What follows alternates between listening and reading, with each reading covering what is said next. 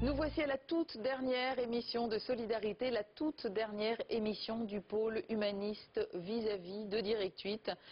Les meilleures choses ont une fin, ce n'est pas un lieu commun de le répéter. Alors pour ce dernier rendez-vous, nous avons choisi de revivre quelques-uns des meilleurs moments passés avec des sportifs.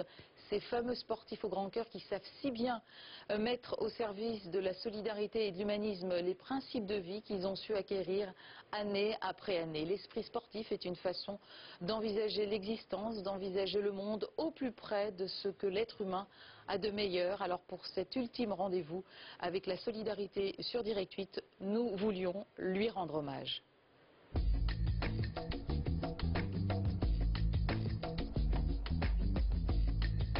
Il faut aller plus loin, comme on disait avec Michel Alliot-Marie, parce que ça ne peut plus continuer. On ne peut plus laisser...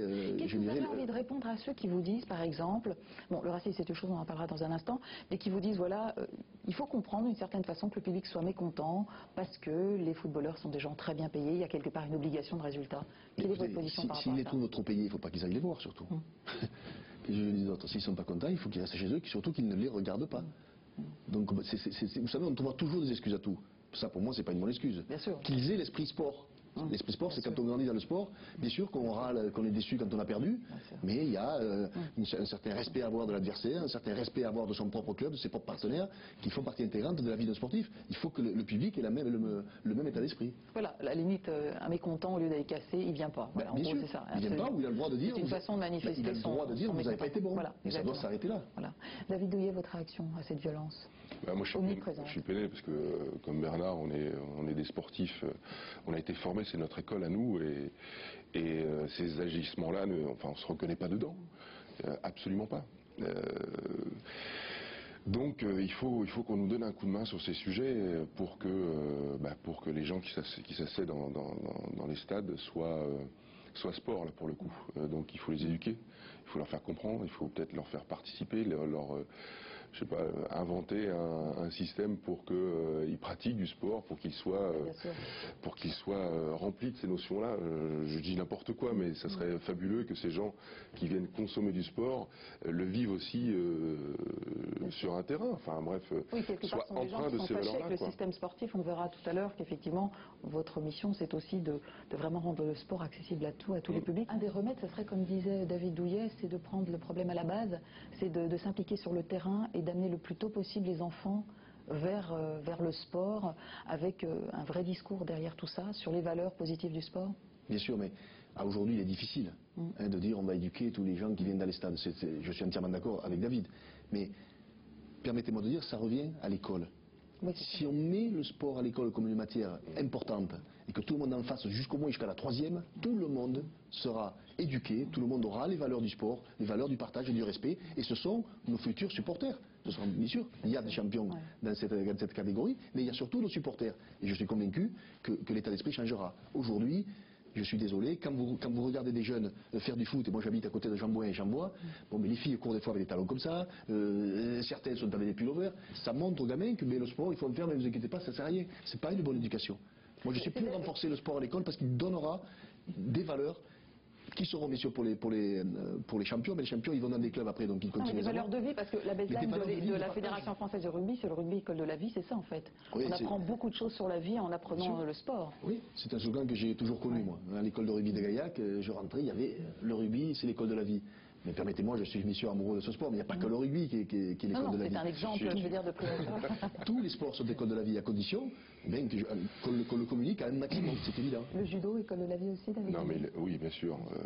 Mais c'est la seule discipline, moi je suis entièrement d'accord avec le ministre, c'est la seule discipline à l'école qui puisse apprendre, mais concrètement et rapidement, et sans mots, sans leçon à apprendre, c'est la seule discipline qui puisse apprendre à connaître un individu, à faire quelque chose avec lui, donc à le respecter et à partager quelque chose avec lui. C'est-à-dire que tu m'aides à lancer une balle, tu me la relances, j'ai besoin de toi, tu as besoin de moi, toi pour progresser, tu as besoin de moi, et moi pour progresser, j'ai besoin de toi.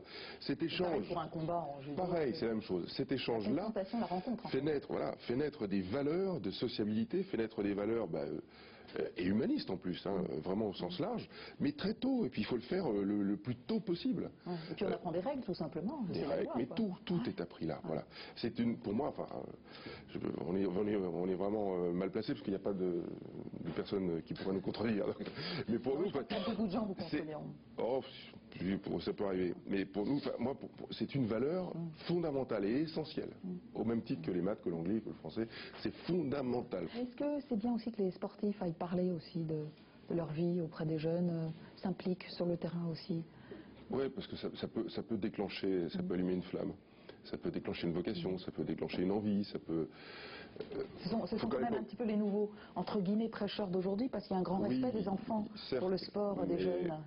Une magie qui opère. Il y a un grand manque chez les jeunes, c'est le rêve. C'est avoir envie de faire quelque chose, c'est de se projeter sur une aventure et dans une aventure. Nous, on a eu des rêves de gosses qu'on a eu la chance d'assouvir. Et c'est ce qui nous a tiré vers le haut, c'est ce qui nous a construit à travers différents prismes. Et ça, quand on est capable de l'insuffler à un gamin, c'est fabuleux. Donc, mais au même titre qu'un peintre, qu'un écrivain, qu'un boulanger, j'en sais rien. La passion, il faut la partager. Il faut la partager, il faut la faire comprendre, voilà. Et là, on l'expliquait aussi. Et là, l'expliquer. Et de ça, un mot peut retenir un mot, une phrase, et puis tac, la petite flamme est allumée, et puis c'est parti. Vous savez, j'ai une expérience qui m'a beaucoup choqué. J'ai été avec Christophe Dominici au mois de janvier ou début février dans une maison des ados à Lorient, des jeunes qui sont en difficulté. Et j'ai tenu à ce que Christophe vienne, parce que Christophe, il a connu des difficultés dans un moment de sa vie. Ça n'a pas empêché d'être champion, etc. Et il leur a parlé, d'abord j'ai voulu qu'on soit qu'entre nous, les jeunes, leurs professeurs et tous les deux, et il leur a parlé, je vous garantis, j'avais les larmes aux yeux. Les craintes symboliques d'ailleurs. J'avais les larmes aux yeux parce que quand il leur parlait, je sentais qu'ils emmagasinaient le message comme si, mais tu nous parles de nous. Ouais. Tu nous parles de nous. Et lui, il leur a dit, mais j'ai été comme vous pendant une période de ma vie. Pourquoi? Parce que décès de ma soeur et autres, on ne va pas y revenir dessus. Et il dit donc, écoutez, un tunnel, il n'est jamais fermé. Ouais. Un tunnel n'est jamais fermé. Et donc, je vous garantis, je me suis dit, c'est la plus belle thérapie que je leur ai apportée. Et vous avez le sentiment que ces enfants-là, ils ont quand même pas trop de chance plus tard d'aller casser les belles Porsche. Mais justement, il faut les accompagner. Ouais. C'est évident. Ils ne font pas les banderoles racistes dans les stades. C'est ce que fait cette maison des ados à Lorient, ils le font bien. Mais croyez-moi, le message de Christophe, il a été, je suis convaincu que c'est la plus belle thérapie qui leur soit arrivée. Bien sûr. J'ai un point de vue qui est un peu plus extrémiste sur le sujet. Parce que quand on se rend compte, je vais prendre l'exemple de Christine Aron par exemple, qui a eu toute sa carrière volée, vraiment volée, par des athlètes qui ont été reconnus dopés. Ah ouais, exactement. Clair et net, et une qui est morte dans des circonstances extrêmement douteuses, qui avait le même cercle que Beth Johnson à l'époque, Florence Griffith-Joyner. Aujourd'hui, Christine, elle est, je crois, au 3e niveau, au niveau de la meilleure performance mondiale. Celles qui sont devant sont ces deux filles-là. Moi, je considère que, à la fois en termes d'argent, en termes de notoriété, en termes de carrière, à tous les niveaux, on lui a volé sa vie. Voilà, c'est ça, on l'a cassé, quoi. Ouais. Et donc, j'ai l'impression que ces gens-là, les gens qui ont fait ce vol, qui ont commis ce vol, devraient être pénalisés, quoi. Et devraient, au même titre que quelqu'un qui va voler une banque. C'est vraiment une sorte d'attentat. Mais bien sûr, sur la personne. On vole une vie, quoi. On vole une personne. Donc, peut-être que si on étendait un petit peu plus, encore plus fort, c'est-à-dire qu'ils ont escroqué une personne, quoi, quelque part. Voilà. Ou plusieurs. Et donc, qu'ils soient pénalisés en tant que tel. Aussi, quand c'est son métier, quand on vole votre métier, on vole tout, absolument. Alors l'une des richesses du sport, c'est lorsqu'il se met au service de la paix, c'est-à-dire du rapprochement entre les peuples. Nous y voilà. On croyait l'affaire entendue définitivement après plus d'un siècle de réflexion. Et bien c'est pas si simple. L'affaire des JO de Pékin est là pour nous rappeler que la route est encore longue. Donc David Douillet, tout simplement, quelques mots. Qu'avez-vous envie de transmettre au monde lorsque vous voulez apposer un signe distinctif auprès des athlètes? Voilà, c'est quoi votre message? Alors, c'est pas mon message, c'est le message des athlètes français, en fait. Voilà, vous êtes leur porte-parole. Voilà, enfin, je suis président de la commission des athlètes au CNO. Pour les JO de Pékin. Le point de départ, c'est que pas mal d'entre eux sont faits, entre guillemets, récupérés par des associations externes au sport. Et ils se sont dit, nous sommes dit, attendez, on est capable de faire les choses nous-mêmes. On n'a pas besoin de Pierre, Paul ou Jacques, d'autant plus qu'on se met en danger. Parce que l'instrumentalisation d'associations qu'on ne connaît pas, c'est dangereux. Voilà. Donc, on fait donc création du badge. On se dit que la parole de l'athlète, finalement, elle a quand même la pureté, le mérite. Elle se suffit elle-même. Suffisamment aujourd'hui, les gens sont éduqués, intelligents, enfin, il n'y a pas de problème pour ça. Et responsables. Donc, voilà. Il y a eu cette création de badge français qui a été utilisée jusqu'au parcours de la Flamme. Pour dire quoi? Pour dire simplement, bon, on n'est pas insensible à ce qui se passe en Chine, mais partout ailleurs. On est contre toute forme d'oppression. On s'est réattribué les anneaux olympiques, plus un message de la charte olympique. Pour rester dans les règles, pour éviter de faire apparaître d'autres aussi. Pas que les Français. Voilà. Alors ça, c'était pour les Français au départ. On s'est servi de ça comme base, comme exemple. Et ça a bien marché, parce que le résultat, c'est quoi? C'est de protéger les athlètes contre toute intervention externe qui voudrait récupérer les athlètes. Donc ça les protège comme un bouclier. Et puis ensuite, de dire au monde entier, bon, on est des citoyens normaux, sachez que même si on a envie, et on va faire les Jeux à Pékin, on n'est pas dupes, quoi. Voilà, c'est tout. Voilà. Bon, et ça a été, on dit que ça avait été contraire peut-être à la neutralité de l'esprit olympique. Comment est-ce qu'on peut concilier justement... Non, il n'y a pas de neutralité, parce qu'il faut quand même être, clair. La charte olympique, elle dit clairement les choses. Donc, c'est simplement inspiré d'elle et inspiré des convictions qu'on a, nous, en tant que sportifs, et qu'on a tous. Les valeurs dont on parlait, elles sont issues de là. On ne va pas renier nos valeurs sous prétexte que c'est-à-dire en exprimant ces valeurs, on n'est pas dans un combat politique. Mais pas du tout. Voilà. Pas du tout. C'est simplement, on réaffirme, si tant est qu'il fallait le faire, qu'on a des valeurs humanistes. C'est tout. Il faut que ça rentre dans les pores de la peau, cette culture sportive, dans toute notre société, et y compris, et ça passe par l'école, évidemment. Vraiment, il y a une culture qui doit, elle est née, elle grandit petit à petit partout. On la voit, le secteur économique va bien plus vite que le reste, évidemment, mais ça doit transpirer partout, quoi. Et ça va venir par les générations qui ont pratiqué et qui feront pratiquer une discipline à leurs enfants. David Douillet, vous vous occupez d'une association pour le judo pour les personnes non-voyantes. De la même manière, ils sont Normandie. Ils sont intégrés dans les structures normales, quoi, en fait. Voilà. J'ai une jeune athlète dans mon club que j'ai beaucoup de chance de présider, qui s'appelle Kessandier. Le Forge Dojo 76, voilà, c'est ça. Elle est médaillée aux Jeux Olympiques en judo, mais elle s'entraîne avec des valides. Et c'est génial, c'est un vrai partage, c'est une vraie ouverture d'esprit. Même pour les petits. Les petits, quand ils voient arriver, quelquefois, moi j'ai vu des cours où il y a des jeunes trisomiques. Alors au début, qu'est-ce que c'est que ça, pas comme nous, etc. Puis d'un seul coup, il est adopté, mais alors beaucoup plus vite qu'avec des adultes. Et ça devient un compagnon de jeu et un regard vers le handicap qui change du tout au tout. Voilà. Et c'est formidable, c'est moi les personnes en situation de handicap à faire du sport, parce qu'en fait, je crois qu'il n'y a pas tant de différence que ça avec le judo valide. C'est ce qu'on. Ça dépend des handicaps, évidemment. Pour les non-voyants. Pour les non-voyants, non, il n'y a pas. Il y a le contact, le toucher, voilà, il y a des sports vraiment très adaptés, très accessibles aux personnes. Absolument, on s'amuse, nous, voyants, à se mettre des ceintures sur les yeux pour être dans les mêmes conditions. C'est assez drôle, quoi. Et c'est un vrai partage, un vrai moment et on a une équipe de France qui est très très forte. Nous allons évoquer un aspect de la réalité sportive en France moins éloigné de l'humanisme qu'il n'y paraît, celle du sport professionnel. Alors Bernard Laporte, déjà, en quoi peut-on dire ou penser que le sport professionnel, même s'il se teinte un peu de la valeur argent, qui est un peu tabou dans l'esprit sportif tel qu'on peut le concevoir traditionnellement, eh bien en quoi justement le sport professionnel peut-il véhiculer déjà toujours les mêmes valeurs humanistes? Le sport professionnel, d'abord, je tiens à dire une chose, il n'existe que parce qu'il y a le sport amateur. Il ne faut pas être contre le sport professionnel. Les deux peuvent vivre en parallèle. Ça, c'est la première chose que je devais dire. Parce que j'entends trop de choses qui font que le sport professionnel, c'est que l'argent. C'est du sport professionnel. Ah oui, donc ça veut bien dire que c'est... C'est un peu facile de dire ça, on a des beaux spectacles quand même, il y a de belles performances. Bien sûr, ils en vivent. Donc bien sûr qu'il y a une véritable passerelle. Et pour parler du monde professionnel, c'est aussi le reflet du monde professionnel. Moi, quand j'étais jeune, je rêvais, j'avais envie de ressembler à ces gens qui n'étaient pas professionnels dans le rugby, mais qui pour moi étaient professionnels, c'était la première division. Dans le football, les Benzema, les Nasri et autres, les Thierry Henry, font rêver des milliers de jeunes qui jouent au foot pour vouloir leur ressembler. Le jour où vous enlevez ces stars, et plus personne ne rêve. Or, moi je suis toujours attaché, moi je rêve toujours. Quand je croise Jean-Claude Killy, quand je croise des gens qui ne sont pas de ma génération, que je regardais quand j'étais jeune, chaque fois que je les croise, je rêve encore. Oui, il ne faut pas oublier aussi que je crois qu'il y a à peu près 90% des sportifs professionnels, même parmi ceux qui réussissent très très bien, qui sont issus de milieux populaires, milieux défavorisés. Ça a été une véritable voie professionnelle d'insertion de David Douillet. Oui. L'humanisme et le sport professionnel, vous aussi, ça vous parle évidemment. Oui, évidemment, le vivier du sport professionnel, c'est le sport dit amateur. c'est la source, c'est la base. Et on va dire que c'est le corps, et puis la tête, c'est les quelques sportifs professionnels qui sont au sommet. Mais il faut pas non plus. Alors bien sûr que ça fait rêver les gosses, comme tu dis. Il faut faire attention parce que il y a beaucoup de, j'ai entendu beaucoup d'enfants qui disaient ouais mais alors toi combien tu gagnes d'argent alors j'ai dit bah oui je gagne de l'argent mais je gagne de l'argent parce que j'ai fait des efforts, parce que j'ai beaucoup travaillé, parce que voilà toi tu ne vois que les moments les plus magnifiques, c'est-à-dire la compétition, mais derrière tu vois plus ce qui se passe. Ça demande une explication de texte. Ça demande une grosse explication de texte. Et puis aussi de leur expliquer que tu ne peux réussir dans le sport que si tu as vraiment la foi d'une discipline, l'amour de la compétition et le fait d'aller décrocher les tabasses. Et c'est pas l'envie de gagner de l'argent qui fait gagner.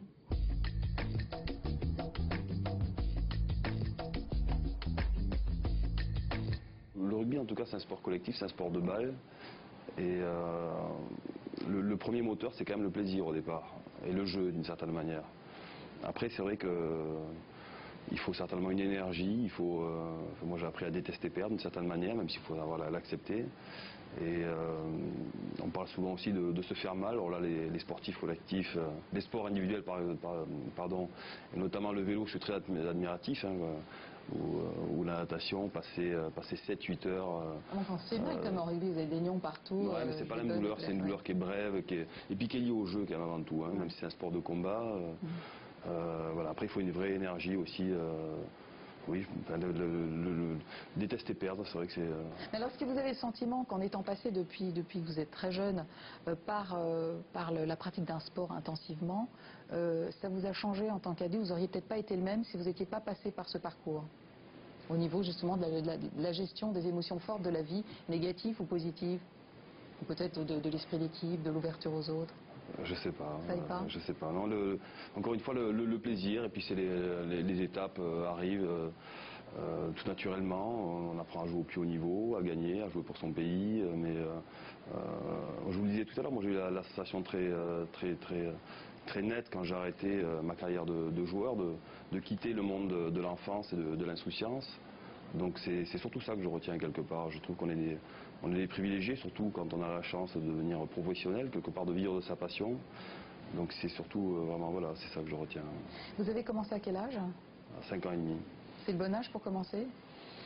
C'est l'âge limite, plutôt, ça c'est compliqué. Ouais, 5 ans et demi, 6 ans, et j'ai arrêté donc à 33, 34 ans.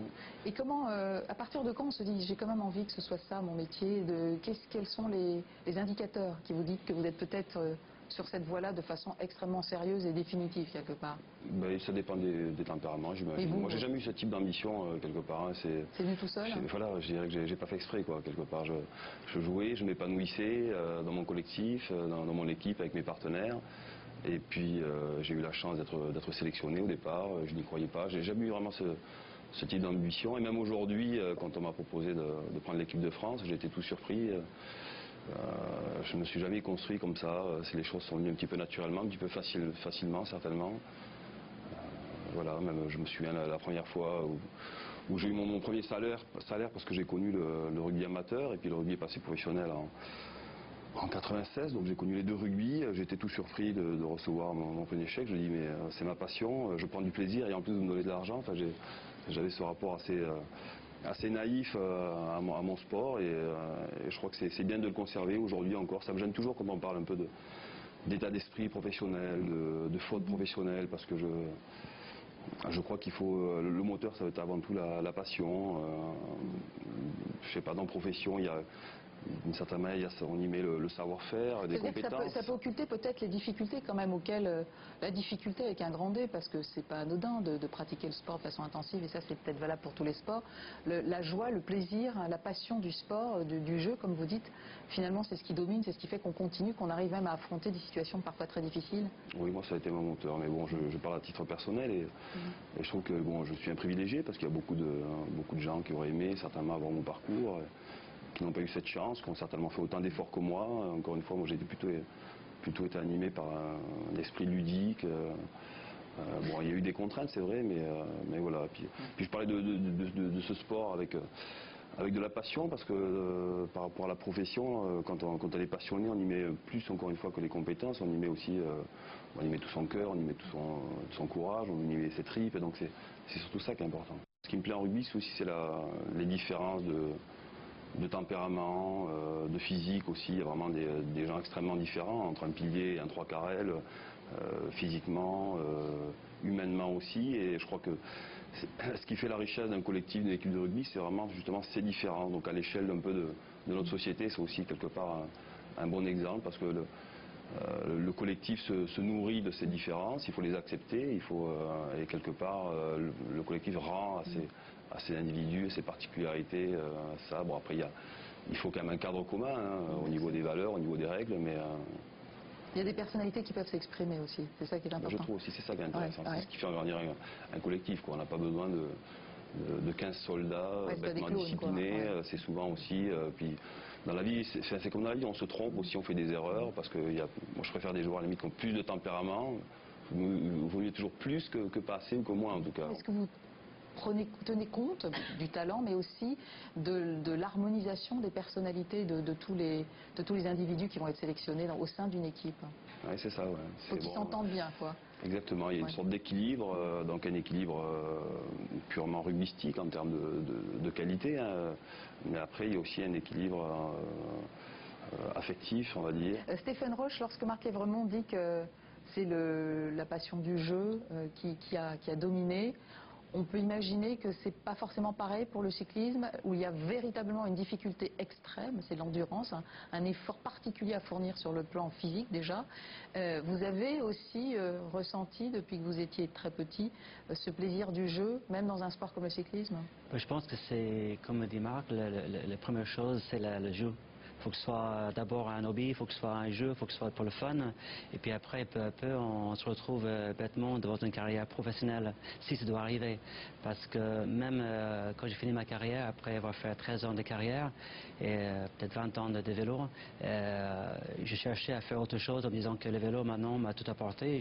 Qu'est-ce que je peux faire de plus dans le vélo? Et en fait, je me suis retrouvé un dimanche à reprendre mon vélo, aller faire un tour en me disant qu'en fait, pourquoi chercher? Mon sport, mon hobby, mon plaisir, c'est fait le vélo. Et je pense que dans les moments difficiles de ma carrière, quand j'ai eu les moments bas, par exemple, le fait que c'était d'abord mon hobby m'a permis de retrouver le moral et la motivation pour revenir encore au sommet. Est-ce que le fait d'avoir été rompu à cette difficulté extrême, ça peut vous aider à supporter les moments difficiles de l'existence en tant qu'adulte? Vous avez un petit garçon, par exemple, en ce moment qui est très malade, qui est hospitalisé depuis plusieurs mois. Vous avez le sentiment quand même que vous avez une rigueur de vie qui vous a été enseignée grâce au cyclisme, qui vous aide peut-être à tenir le coup un peu mieux? Certainement. Je pense que quelque part, on est né avec quelque chose qui nous aide à battre, qui nous aide à motiver pour des événements. Et c'est vrai que maintenant, ces 4 mois, maintenant, Florian est malade. Et puis, c'est vrai que parfois, on voit tous les traitements qu'on lui fait. Parfois, ça fait très difficile à supporter pour lui, mais pour nous qui regardent, c'est pas évident. Et je suis certaine, la carrière sportive nous faut me permettre de rester avec lui et puis lui motiver comme pas possible et puis oui, de sortir du vainqueur, du voilà, futur vainqueur. de sortir de là, fermer la porte et puis commencer à lâcher parce que c'est très difficile. Et puis le lendemain je reviens et c'est reparti. Bon. Mais parce qu'on pense que ces enfants qui ont besoin de côté positif, ils ont besoin de soutien, on ne peut pas les aider médicalement nous-mêmes parce qu'on n'est pas médecin, mais par contre tout ce qu'on peut leur donner c'est le courage, c'est la motivation, c'est le moral pour les aider à passer cette étape. Là, on est vraiment dans la transmission. Enfant, j'étais très timide, donc communiquer avec les autres était pour moi vraiment un gros problème. Et finalement, quand j'étais dans l'eau, au milieu du bassin, personne ne venait m'agresser ni m'atteindre. J'étais vraiment protégée du monde extérieur. Et finalement, à travers cette protection, j'ai eu envie de m'épanouir, de montrer que j'étais capable de faire des choses dans la vie, d'exister tout simplement. Et pour moi, le sport est devenu un combat sur moi, sur mes limites, sur mes peurs d'enfant aussi. Et en revanche, moi, je sais que je dois tout au sport parce que c'est une école extraordinaire. Et aujourd'hui, je ne serais pas et je ne pourrais pas faire ce que je fais si je n'avais pas eu le sport comme chemin de vie, tout simplement. Alors justement, un des mots fondamentaux de votre démarche et de votre état d'esprit, c'est le courage. Donc c'est ça que vous avez appris et c'est ça que vous essayez de transmettre aux enfants en difficulté, donc grosses difficultés familiales, scolaires, etc., auxquelles dont vous vous occupez toute l'année. C'est ça aussi? Oui, tout à fait, parce qu'effectivement, le sport permet on apprend à gagner, mais c'est très facile de gagner dans la vie. Ça, tout le monde est capable. Ça apprend à perdre et dans la défaite, à se remettre en question, à se relever pour repartir et continuer. Et ça, c'est fondamental. Ça m'a appris le travail. Quand on a un objectif qu'on se fixe, eh bien, il y a tout un travail pour l'atteindre. Donc, cette conscience-là du travail, du courage, du respect des engagements que vous prenez vous, mais des engagements également que les gens prennent autour de vous pour vous accompagner. Aussi. Voilà. Qui fait que tout ça, ce sont des valeurs dont j'ai pris conscience et qui manquent cruellement aux enfants des banlieues dont nous nous occupons, qui sont en manque de repères, qui n'ont pas le courage de se battre, qui ne croient plus en rien. Ils ne croient pas en eux. Ils n'attendent rien de la vie. Ce que je retiens de 14 années d'équipe de France féminine, c'est à souligner parce que c'est pas simple, des filles entre elles, c'est quand même un caractère bien solide, bien trempé parce que pour parvenir à sortir de là-dedans, il faut quand même avoir un petit peu d'assurance et de confiance en soi, sinon on se laisse un petit peu manger par la machine. Alors comment fait-on quand on est notamment en équipe de France, c'est-à-dire rendez-vous avec les grandes compétitions, il y a aussi beaucoup de partage parce que vous suivez, vous êtes ensemble, l'équipe entière d'une station à l'autre pendant toute la saison de ski, et en même temps sur la piste vous êtes compétitrice. Ça y est, d'un seul coup, comment est-ce qu'on peut gérer ça et retourner le soir dans la chambre avec sa bonne copine avec qui on s'est dit je préfère qu'elle perde si moi je dois gagner. Comment on fait pour gérer ça? Peut-être pas, on n'en est pas peut-être à ces paroles, mais c'est vrai que c'est très difficile parce que le ski déjà c'est pas que l'hiver comme on le croit, on skie également l'été. On est pratiquement 300 jours par an ensemble. On doit vivre ensemble, on doit cohabiter avec les copines et on fait un sport individuel, on ne fait pas un sport collectif, donc c'est ça le plus dur à gérer. On a les mêmes entraîneurs. On est en équipe pour un sport individuel. Voilà, on a la même chose pour tout le monde, on n'est vraiment pas comme un sport individuel. Et par contre, au départ, c'est vrai qu'on est toute seule et qu'on a envie de bouffer la copine comme les étrangères, comme tout le monde, on a envie d'être la meilleure. Donc c'est pas facile à vivre. C'est comme on voit l'Open d'Australie, les deux Français, boum, il y en a un qui est obligé de gagner par rapport à l'autre alors qu'ils sont très potes. Oui, voilà, c'est la vie. Mais c'est un peu la loi du sport, c'est comme ça. En même temps, on a choisi ce sport. On sait que c'est pas un sport collectif, donc voilà, le caractère est forgé par ces expériences-là. Je voudrais qu'en équipe de France, que l'équipe de France continue à véhiculer, et que ce soit un petit peu la vitrine du rugby français, et donc que les joueurs soient exemplaires. On sait qu'il y a de plus en plus d'argent dans le sport professionnel et dans le rugby particulièrement. Quelque part, cet argent ne doit pas corrompre d'une certaine manière les valeurs. Donc retrouver un esprit club, retrouver les vraies raisons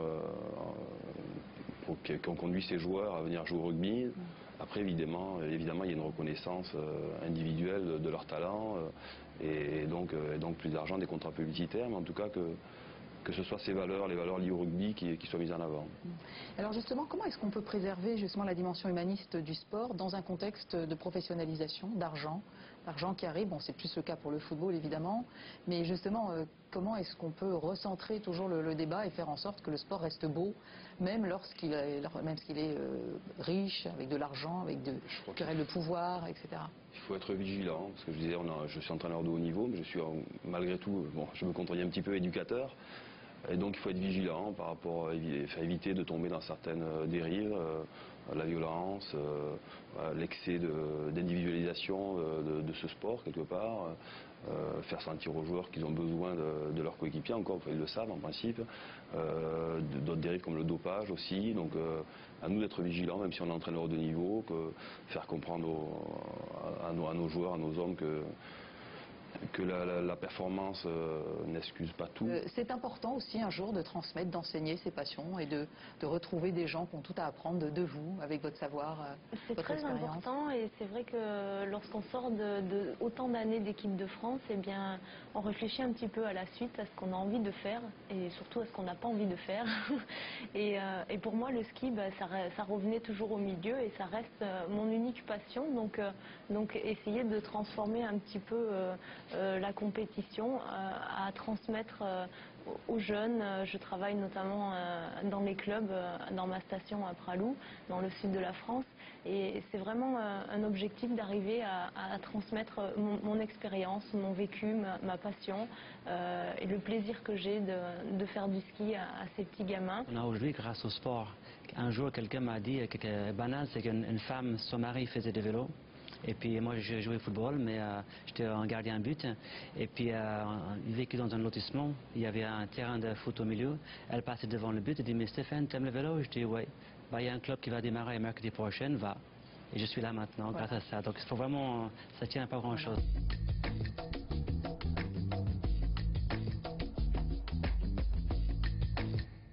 Voilà, nous marquons une petite pause publicitaire de quelques instants et nous nous retrouvons juste après pour la suite de ce best-of.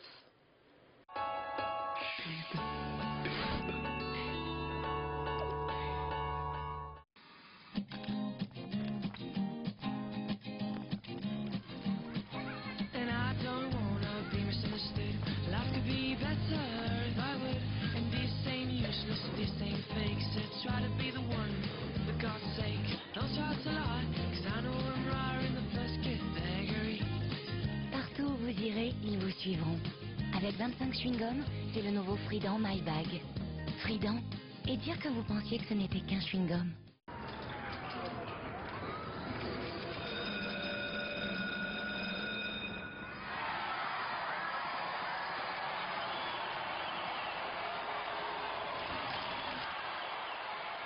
Après le travail, le plaisir. Direct Soir.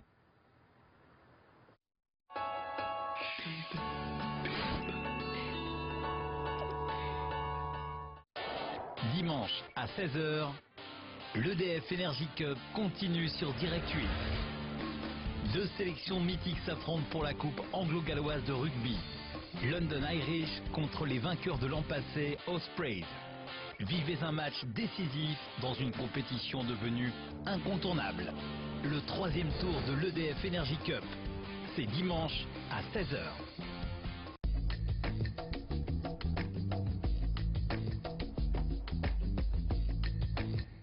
Nous voici de retour sur le tout dernier plateau de Solidarité et pour clore cette saison, pour cette ultime émission, eh bien nous avons choisi de revivre quelques-uns des meilleurs moments des émissions consacrées à l'esprit sportif et aux sportifs au grand cœur qui nous ont véritablement fait rêver pendant toutes ces années. Je suis allé vers le rugby pour les copains, pour partager des moments forts avec mes copains, parce qu'à l'époque c'était des copains, mais ce sont devenus des amis. Et c'est surtout vivre des moments intenses en collectivité. À l'époque, le rugby n'était pas professionnel, il n'y avait pas de... C'était vraiment un jeu et j'ai toujours aimé le jeu et forcément j'ai été servi dans le rugby. Après j'ai découvert toutes ces valeurs qui sont présentes dans le rugby, mais à l'époque c'était surtout le jeu et le plaisir d'être avec des copains. Est-ce que vous...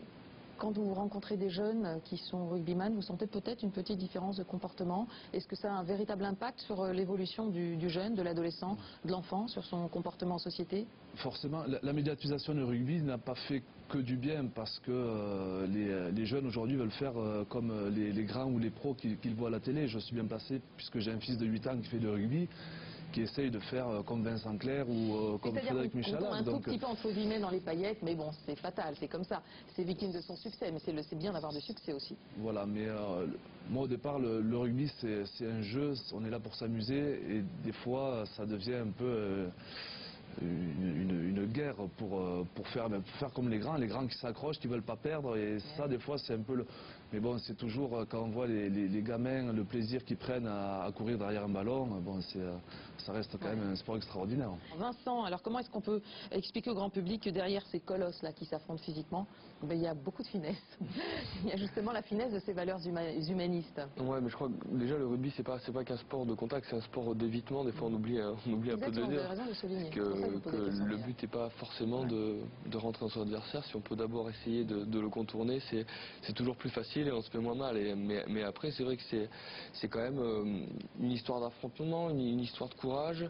Et c'est pour ça aussi qu'on partage les valeurs avec la maladie. Je crois que les enfants qui font du sport, les enfants qui sont malades, ils se battent contre quelque chose. Je crois qu'ils nous donnent des leçons de vie, parce que c'est d'abord du courage, c'est de l'amitié, c'est de la solidarité, c'est de la présence, et pour aller vers un objectif. Et je crois qu'on le retrouve dans l'entreprise, on le retrouve dans la maladie, mais ces valeurs, Il y a quelque part un combat à mener pour la bonne cause dans chaque situation, pour le jeu ou pour la guérison, quoi. Exactement, je crois que pour l'insertion, c'est quand même, voilà, mais c'est quand même plus dur pour la maladie, bien sûr, ça reste que du sport, mais c'est vrai qu'on retrouve un peu un parallèle entre toutes ces valeurs, et c'est vrai que quand on peut intégrer ces jeunes dans le sport, peut-être qu'ils ont cette même démarche, mais sur ce côté loisir, et c'est ça important de les sortir un peu de ce oui, parce que derrière tout ça, il y a cette... beaucoup de joie, beaucoup de bonheur, c'est ça qui compte. Hein. S'investir comme ça dans la solidarité, c'est d'une certaine façon une façon de rendre à la vie ce que la vie a pu vous apporter. Est-ce que vous le sentez comme ça quand même un petit peu?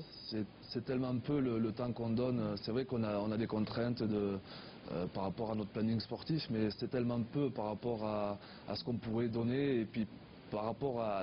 On a une chance extraordinaire de pratiquer un sport qui est notre métier aussi, et de faire partager ça à des enfants et de se servir de notre petite notoriété, c'est quand même, pour nous, c'est assez important, et j'espère que ça ne va pas s'arrêter là et qu'on ira encore plus loin pour cette fondation.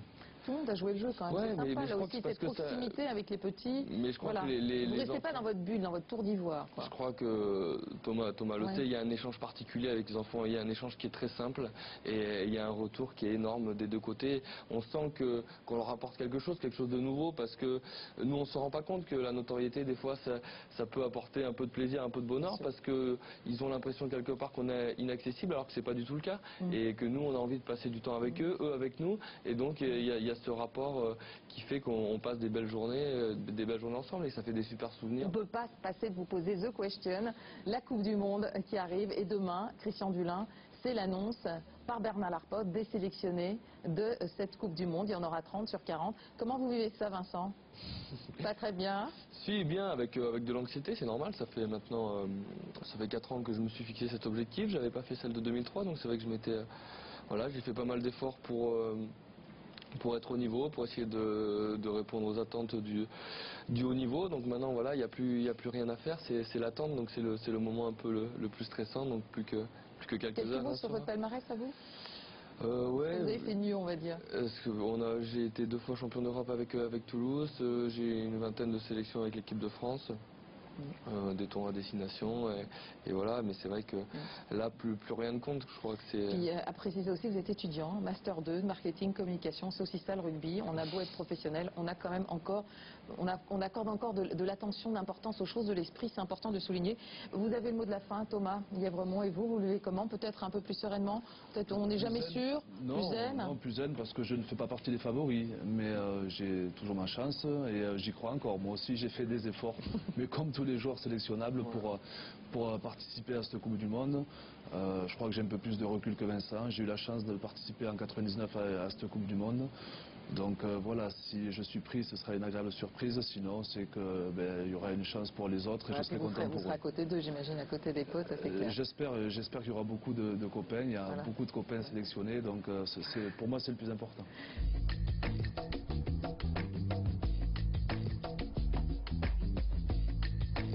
Vous pensez qu'il y a eu un peu une chasse aux sorcières sur le dos du PSG?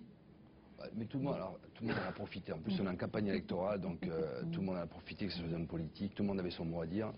Nous, on n'a jamais demandé, le PSG a fermé les banlieues aussi quand il y a eu les crises des banlieues, donc il fallait fermer la tribune, mais bon, à un moment, il faut arrêter. C'est vrai que le club du Paris Saint-Germain est médiatiquement exposé, on en parle tout le temps, au détriment même des autres clubs, qui mériteraient qu'on en parle un peu plus. Mais la plupart des chiffres d'affaires de ces journaux-là se font à Paris, donc il faut en parler. Mais c'est vrai que c'est très négatif pour nous. On combat là-dessus, personne ne parle des actes qu'on fait. On est associé à la LICRA avec SOS Racisme. On a une fondation du PSG où Marie Bouti est quand même membre de cette fondation-là. Il y a 50 000 jeunes qui passent entre nos mains de quartiers sensibles. Nous avons des clubs fiers avec la mairie de Paris. Nous avons une section sportive dans le 19e arrondissement qui est un quartier populaire avec le moment de Paris. On a un centre de préformation où 75% des enfants sont de couleur. Eh bien non. ça intéresse personne. Ça intéresse personne. Et c'est bien dommage. Oui. Ce qui intéresse, c'est que l'équipe Fagnon, c'est l'équipe Fagnon qui intéresse. Surtout les mauvais résultats, ces actes racistes et autres. C'est dommage, mais on travaille beaucoup et c'est très difficile si les médias ne nous aident pas à parler de tout ça et de dire qu'on travaille bien. C'est vrai que c'est très néfaste pour nous, mais on ne peut pas imposer aux médias d'en parler. Voilà, ça c'est clair. Voilà, c'est dommage. Mais c'est gentil que je sois là et que je puisse en parler en tout cas. Mais on continue, on ne baisse pas les bras et on va y arriver, mais on va être aidé surtout par les pouvoirs publics, ce qu'ils sont en train de faire. On est quand même à 250 interdits de stade, ce qui est énorme. Et ça va continuer, et c'est bien. Déjà, le rugby, c'est un public d'initiés, attention. Il faut quand même connaître depuis très jeune pour pouvoir mettre bien les règlements. Et même pas être supporter. On va enchaîner là-dessus tout à l'heure, si vous voulez. Ça se joue pas n'importe où non plus. Vous ne pouvez pas jouer au rugby dans la rue, c'est très compliqué. C'est vrai qu'il faut sur un stade. Et c'est vrai que c'est un esprit, moi, qui me plaît beaucoup, parce que c'est vraiment un esprit de solidarité. Si vous n'êtes pas ensemble, vous ne pouvez pas gagner. C'est tout. C'est exactement ce que vous êtes en train de dire. Je veux dire, l'exemple type, c'est les mêlées. Voilà. Il n'y a pas de vedettariat parce que justement c'est très collectif. Voilà, on a besoin de l'un de l'autre. On ne joue pas les vedettes et on ne se fait pas descendre. Si ce pauvre Mendy qui a des problèmes en ce moment, je crois que ça ne se ferait pas dans le rugby parce que si quelqu'un est un peu faible, eh bien on s'en aperçoit pas trop parce que toute l'équipe est là. Si le collectif n'est pas bon au rugby, vous passez à la trappe. Et dans le football, il y aura l'acte individuel qui peut faire la différence. Qui peut sauver le coup. Au rugby, c'est pas possible. Si vous n'êtes pas ensemble, vous passez pas. Parce que c'est vraiment... D'abord, c'est la conquête du ballon et après on joue. Est-ce que le foot doit et peut rester surtout, justement, compte tenu de ces paramètres qui vont, espérons-le, vont pas se reproduire, mais est-ce qu'il peut et doit rester un vecteur véritablement de rassemblement populaire avec des vraies valeurs, plutôt qu'un champ de bataille? Comment faire justement pour enrayer tout ça? C'est une chance qu'on a, ça doit être un vecteur extraordinaire. Pardon, j'irais même au-delà, le sport de haut niveau. Le rugby, il y a beaucoup plus vous voyez, prenez l'exemple le basket. Il y a énormément de jeunes blacks au basket qui sont extraordinaires, des Français, de nationalité française. Ça va nous donner... regardez, notre armée française en NBA, c'est que des petits blacks, enfin des petits, ils font 2 mètres. Oui. Mais c'est des gars, c'est des petits blacks français. Non, puis même dans l'équipe de foot, dans l'athlétisme, etc. Voilà, donc je veux dire, on a cette chance en France de pouvoir compter sur on a un choix multiethnique, mais c'est extraordinaire. Donc jouons de ça, mais faisons-le savoir. Il y a encore trop de gens qui, j'entends encore l'autre fois, qui dit qu'il y avait trop de blacks en équipe de France, le foot, dans les matchs. Un homme politique. C'est un monsieur bien placé dans la politique, pour pas le citer. Qui dit ça. Mais vous vous rendez compte, et c'est même pas un copain de Jean-Marie Le Pen. C'est ça qui est pire encore, ça serait un copain de Jean-Marie Le Pen. On dit bon, on est habitué, eux. Mais même pas. C'est quelqu'un qui est même pas FN. Enfin, qui n'a pas étiquette en tout cas. Donc si ces gens-là ne nous aident pas, donc prise de conscience des sportifs, oui, mais il n'y a pas que nous. Il faut que tout le monde nous aide. Et comment justement on pourrait vous aider? C'est faire passer des messages, les répéter, peut-être vous associer, vous les joueurs, qu'on imagine parfois dans leur bulle, dans leur univers à part, vous associer effectivement à ces actions de solidarité, à ces messages de paix. J'allais vous le dire, hein. Le sportif et le footballeur par extension, on est des assistés. Le gros problème depuis des années, c'est qu'on nous fait tout. On nous réserve les billets d'avion. Vous nous faites trop rêver que vous mettez comme ça. Bon, voilà. Donc si vous ne nous donnez pas un peu des coups de pied aux fesses pour qu'on aille participer à ce genre de choses, je reconnais, c'est vrai qu'on le fera peut-être pas naturellement. En tout cas pas les stars, parce que les stars c'est facile. Vous invitez Zizou, Laurent Blanc, eux ils sont invités tout le temps à des trucs de bienfaisance. Mais le joueur lambda, ou le joueur moins starisé, aidez-le, invitez-le. On a des choses à dire aussi, il n'y a pas que les stars qui ont des choses à dire. C'est dur d'éviter d'avoir la grosse tête qui peut justement nous couper du monde réel quand on est dans un milieu comme le vôtre. Là on revient à mon père, moi j'ai eu la chance d'être éduqué par cet homme-là qui m'a initié et inculqué les bonnes valeurs sportives très tôt. Mais je ne peux pas en vouloir à un gamin qui pète les plombs. C'est beaucoup d'argent, très jeune. Il arrive dans un monde où c'est tellement important. L'argent facile, les télés, les belles voitures, les belles nanas, tout. Les gamins, il a 19, 20 ans. Comment vous voulez qu'ils gardent les pieds sur terre? C'est difficile, c'est dur. C'est pour ça que moi, ça me passionnerait après de reprendre le flambeau de mon père pour réinculquer ces idées-là. Et vous-même, vous avez toujours eu la réputation d'être quelqu'un de très respectueux dans les clubs que vous avez... Grâce à l'éducation que j'ai reçue d'une mère instite et d'un papa entraîneur, donc dans la rigueur. Et voilà, c'est vrai que j'en suis assez fier.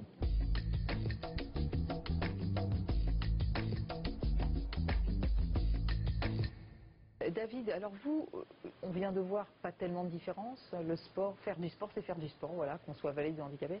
Et vraiment, vous faites la promotion de cette universalité du sport. C'est très important pour vous. Ça l'est à deux raisons. J'étais valide avant mon accident et nageur déjà. Donc j'ai côtoyé les nageurs avant et après mon accident, dans les mêmes bassins, pour faire les mêmes distances. Et puis un deuxième point qui est important, hormis l'aspect sportif, c'est que je suis depuis quelques semaines élu au comité paralympique en tant que membre des athlètes, du conseil des athlètes, pour défendre non seulement nos valeurs du sport en général, et je dirais pas liées aux différences aussi qu'on peut avoir en termes de règlement, en termes de promotion, etc., mais aussi pour pouvoir aller dans le bon sens. Et le bon sens, c'est ça, c'est pouvoir avoir une reconnaissance qui est digne de ce qu'on mérite d'avoir. Et puis bon, on est 5 athlètes à être élus aujourd'hui, donc c'est important de pouvoir avoir une parole ferme et revalorisante pour le mouvement aujourd'hui. Donc c'est aussi mon devoir plus qu'une ambition personnelle, c'est aussi un devoir maintenant.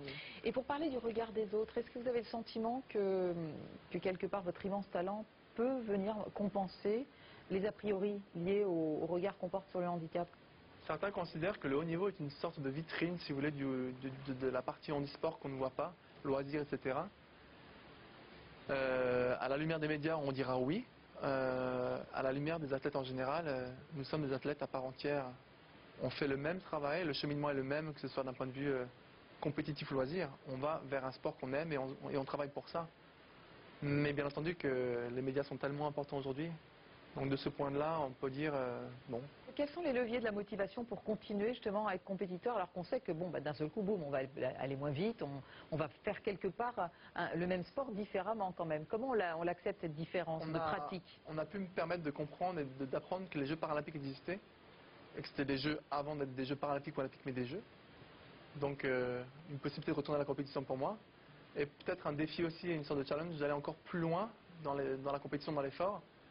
Et puis simplement, voilà, comme tout gamin, rêver des Jeux et me suis dit, pourquoi pas finalement maintenant, quoi. Il y a une grosse barrière à cause du handicap et physique. Et si on en surmonte une, on surmontera l'autre aussi. Et le rôle de votre entourage dans votre renaissance, on va dire. Essentiel. J'ai eu un entourage, mes parents, les amis qui ont été fantastiques, qui ont toujours cru en moi, un chirurgien exemplaire qui m'a vraiment permis de comprendre qu'il fallait que je fasse confiance à mon propre corps, à ma personnalité. Est-ce que cette énergie énorme quand même qu'il a fallu que vous mettiez pour surmonter cet accident, ce handicap, etc., ça vous a aidé aussi à aller plus loin, plus fort dans d'autres domaines de la vie courante? Est-ce que vous êtes devenu un peu une autre personne avec des potentialités que peut-être elle ignorait? Un athlète de haut niveau doit se surpasser quasiment tous les jours parce que les entraînements sont difficiles. Donc notre personnalité, je veux dire, peut-être par là, est quelque part touchée aussi et modifiée. Le fond est le même, mon caractère est le même, mais chaque qualité et chaque défaut sont un peu amplifiés en général. Est-ce que vous avez le sentiment que vous êtes allé plus loin quand même en étant handicapé que si vous aviez été valide? Est-ce que vous auriez été champion olympique? En natation, incontestablement oui. Il y a une barrière qui a été passée, qui a été longue, et celle de l'approche du haut niveau. Et puis une fois qu'on est lancé, on est vraiment lancé. Pardon? C'est trop petit. Trop petit? Pour être un nageur de haut niveau olympique. Oui, c'est sûr. Ouais, vous êtes olympique. Mais vous pensez que... Est-ce que vous auriez été motivé pour essayer d'aller aussi jusqu'à l'Olympique? Je voulais aller vers le haut niveau, mais le haut niveau national, le niveau international, c'était encore une autre planète et je pensais pas à ça et je me disais, bon, il fallait être réaliste aussi. Il y a une masse de nageurs qui était nettement supérieure aussi, qui fait que j'avais peut-être moins de chance et puis ça a été brutal, hein. L'accident, ça a été pas trop transversal cette fois-ci, mais radical, on va dire. Donc il y a un choix à faire et puis l'approche de la compétition aussi avec ce que ça comporte, hein. Crainte, plaisir, motivation. Donc vous êtes quand même allé plus loin, quelque part, dans vos rêves et dans l'accomplissement de ces rêves, peut-être que parce qu'il y a une espèce de rage qui fait aller plus loin partout, dans tous les domaines. Qu'est-ce que vous en pensez tous? Mais moi, c'est une question. Quitte à devenir bon, autant être le meilleur, quoi. Bien sûr, mais moi, c'est une question de mental. Donc j'avais déjà ce mental avant d'avoir mes soucis de santé. Donc en fait, moi, à l'âge de 17 ans et demi, j'étais au Pôle France à Caen. Je faisais partie de l'équipe nationale avec une classification. Vous étiez déjà sur les sphères de l'équipe de France. Voilà, donc. Bien sûr, tout enfant, on rêve de médaille olympique. Et je pense que le fait d'avoir intégré le handisport, je me suis fait un palmarès dont je rêvais en valide. Maintenant, en valide, est-ce que je ne l'aurais fait? Je ne sais pas. Mais en tout cas, aujourd'hui, oui, je pense avoir atteint en fait, mon objectif de sportive, entre guillemets, j'aurais aimé faire en valide. Et c'est pas fini pour moi parce que j'espère aller à Londres. Ah oui, vous aussi, vous allez à Londres. Très bien dit. Elle a vraiment cerné le problème que les médias nous posent quelque part aussi, notamment la télévision en général. Cette barrière qui existe mais qui n'existe pas en fait. Non mais on a besoin que vous veniez nous expliquer. Nous les médias, on a besoin de vous l'entendre dire justement parce que c'est les idées qu'on a. C'est ce qu'on veut essayer de véhiculer en général auprès du public et grâce à vous entre autres bien sûr. C'est une façon aussi de pouvoir persuader les gens qu'il y a des choses qui existent, qui sont limites parfois. On a une fille chez nous, Elodie, qui est très limite. Elle se dit qu'elle ne savait pas, elle vient de la mieux valide, elle n'a jamais connu que ça et elle est arrivée par là. Moi j'ai connu les deux parce que c'était plus radical par rapport à mon accident si vous voulez. Mais c'est du sport et c'est ça qui est important de garder. Et effectivement, comme disait tout, on rêve tous des Jeux. C'est les Jeux paralympiques, les Jeux olympiques. On a la chance que les deux se rapprochent. Et ça donne des magnifiques médailles. Et ça donne de belles médailles. Donc, 2 médailles d'or, 2 d'argent. Montrez-la, cette médaille d'or. C'est super lourd. Hein. Moi, je l'ai pesée, je l'ai portée. Je me suis dit, si ça vaut le coup d'avoir un truc lourd comme ça autour du cou une fois dans sa vie. Quand on en a 4, c'est génial. Voilà. Voilà, ça c'est beau. Ça, c'est celle de quelle épreuve? C'est le 100 mètres, je pense. Ah, parce qu'elles sont pareilles toutes? On pouvait les faire graver en fait. Voilà, c'est ça que je il y voulais en a une deuxième. On pouvait les faire graver et puis il fallait le faire le dernier jour et malheureusement j'étais préoccupé par mon poste à l'IPC donc voilà, j'ai pas pu le faire. Mais bon, après, on peut le faire après. Oh, c'est une médaille d'or, c'est pareil. Vous savez que c'est la vôtre, j'en suis sûre. Ah, de toute façon, c'est à moi. Montrez-nous vos 2 médailles, dont celle en bronze que n'a pas David et qu'il regrette fortement. Donc or et bronze. Il fallait ma 5e et je l'ai pas donc. Oui, bah écoutez, vous avez fini 5e, c'est ça, non? Oui. Voilà, bon bah oui, c'est comme ça. Bon, alors comment est-ce que vous vivez, vous, à votre façon, les valeurs de l'olympisme? Donc ça, c'est important qu'on en parle sur ce plateau. Pour moi, les valeurs de l'olympisme, je veux dire, c'est quelque chose d'énorme. Tout sportif à la base, on veut être champion olympique sans le dire bien sûr. Et pour moi l'olympisme c'est vrai, c'est être consciencieux, faire les choses à fond, pas de dopage et donner le meilleur de soi-même, surtout ça. Et vous David, les valeurs de l'olympisme?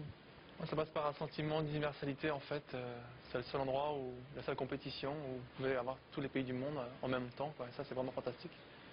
Le village est fantastique pour ça aussi. J'aurais même envie de dire la ville olympique parce que Pékin c'est vraiment une ville olympique. Et paralympique, non, c'est vraiment un sentiment d'excellence, de prestige et d'universalité qui est important pour moi. Et comment est-ce que vous avez vécu toute la polémique autour de, on va dire, le positionnement de la Chine par rapport aux droits de l'homme? Comment est-ce qu'on le vivait là-bas? Parce que nous, en France, tout le monde donnait son idée de la chose. Oui. Et sur place, comment ça se passait? On a l'impression que ça a été des Jeux magnifiques. Est-ce qu'on l'oubliait? Est-ce qu'on l'oubliait pas? Comment on faisait pour faire avec, en fait?